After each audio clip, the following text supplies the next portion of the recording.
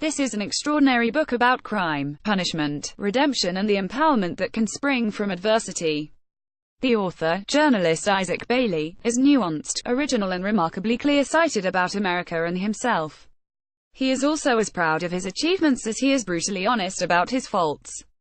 His oldest brother, Moochie, is his childhood hero, the man-boy who protects his poor working-class mother from their violently abusive father.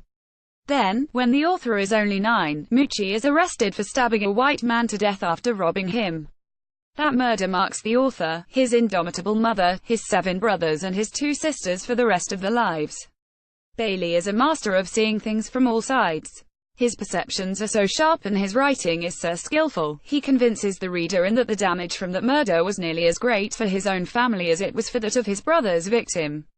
Again and again, he contrasts the extraordinary forgiveness of American blacks with the Pyrrhic vindictiveness of their oppressors. My parents' generation had it particularly hard, he writes, trying to get ahead in a region created to keep them behind. They had plenty of reasons to loathe white people, but didn't. Protecting their own sanity was one of the reasons they chose that route.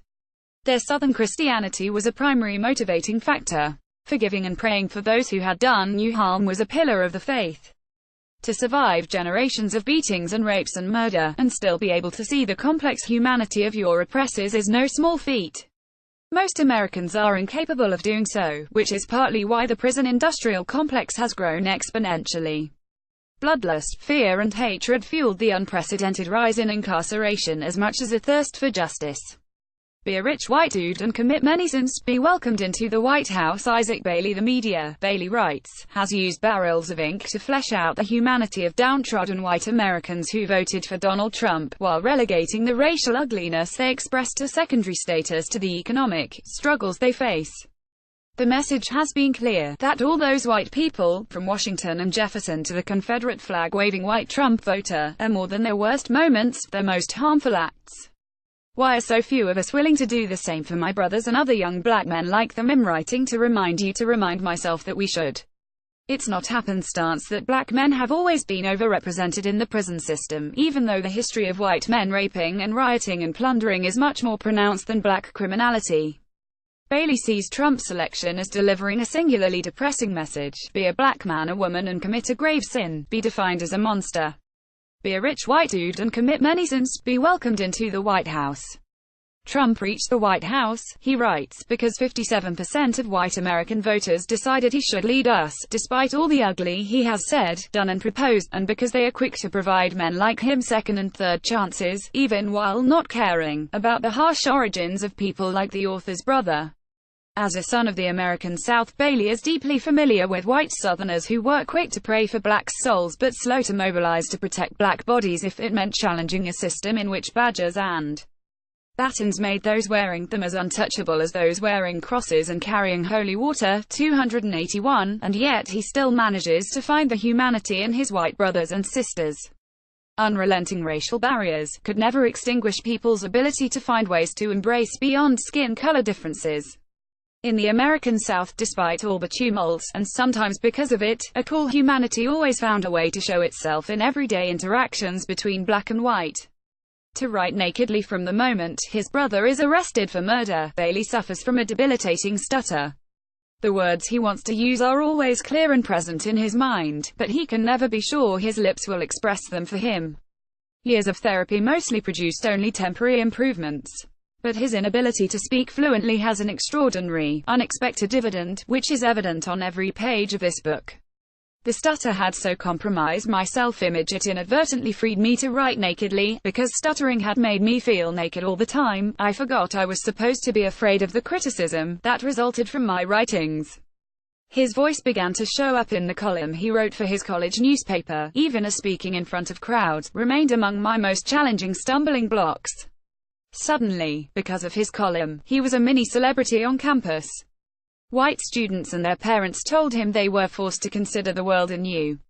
His words had broken free from the prison of disfluent speech through a loophole. I didn't need my lips and tongue to bend to my every command if I had a pen and a pad. His success as a writer, however, leads him to a false conclusion, that he no longer needed to deal with the years of hurt and pain and scars stuttering had caused, even though my speech and a murder that happened when I was a 9-year-old boy were forever linked and influencing my thoughts and behavior. How to love a murderer without excusing the murder has always been a burning question in my brain. Isaac Bailey. This failure to confront his past produces a near catastrophe after he gets married. In his 30s, Bailey begins to be overwhelmed by visions of murdering his wife and children. Eventually, he realized you didn't have to find your way to a battlefield to suffer from post-traumatic stress disorder. All you had to do was to have your 9-year-old eyes watch helplessly as your oldest brother is taken away in handcuffs, and your 35-year-old brain later produce overpowering images of you doing to your wife and kids what your brother did to the man he murdered. Bailey finally decided he had to leave his family, to protect them from himself, or ask for help. He told his wife what he had been thinking and, miraculously, she didn't run. Instead she demanded that he see a psychiatrist, who diagnosed his PTSD. Though they never left me, the visions began to subside. Every time I resisted the urge to try to shake them out of my head, they lost potency. I started feeling things again, beyond fear, beyond shame, beyond regret. I was happy in a way I had never been. Only one thing in his life was almost as complicated as coming to grips with the fact that he had potentially been the biggest threat to his family. That was trying to process how to love a hero big brother who had murdered. How to love a murderer without excusing the murder has always been a burning question in my brain. That journey towards forgiveness is the spine of this riveting book. After more than 3 decades, Bailey stops being ashamed of my brothers for the killings they committed or were complicit in when I owned up to my own struggles against violent thoughts and urges. I was too ashamed of myself to remain ashamed of them. Coming to terms with his brother's murder includes forcing himself to meet with relatives of his brother's victim. That meeting leads to the story's biggest miracle. After Moochie has spent more than 30 years in prison, his victim's family finally stops demanding that his brother be kept in jail forever. Moochie is released on parole. When his brother finally comes home, the author realizes, if I don't love Moochie, I can't why love myself. And I plan to start loving myself. Why? If America ever decides to bind up its racial wounds and love itself that thoroughly, it will need to absorb all of the lessons in this remarkable book.